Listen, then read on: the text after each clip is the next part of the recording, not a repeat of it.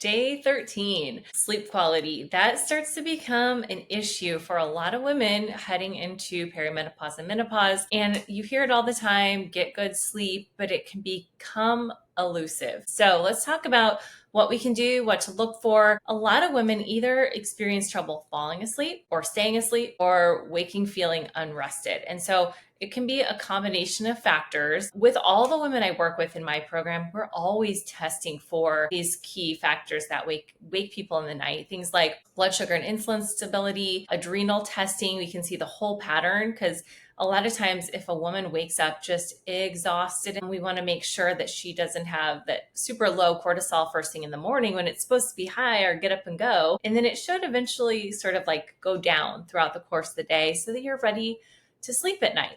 But a lot of times what happens is it sort of gets flipped in reverse and you'll like drag your way through the day exhausted and then lay down to go to sleep and you feel this like tired but wired feeling.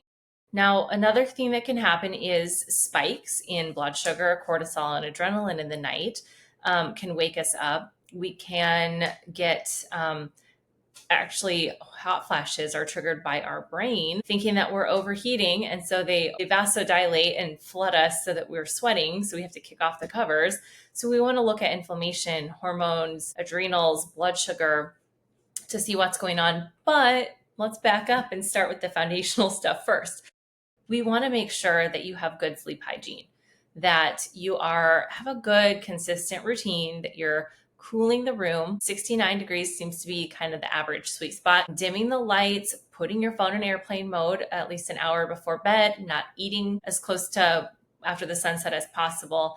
And just that routine seems to be the most important thing, like the similar sleep wake time, weekends and weekdays. So pick a time that you feel like you can stick to it, like on a 30-minute window on either side, weekdays and weekends. That's really important. If we still need help supporting your body, there's these apps like Calm or Reverie that help with calming or meditation or self-hypnosis. You can take calming minerals, things like magnesium or GABA. L-theanine is one of my favorites at night. Progesterone can help. It's our calming hormone.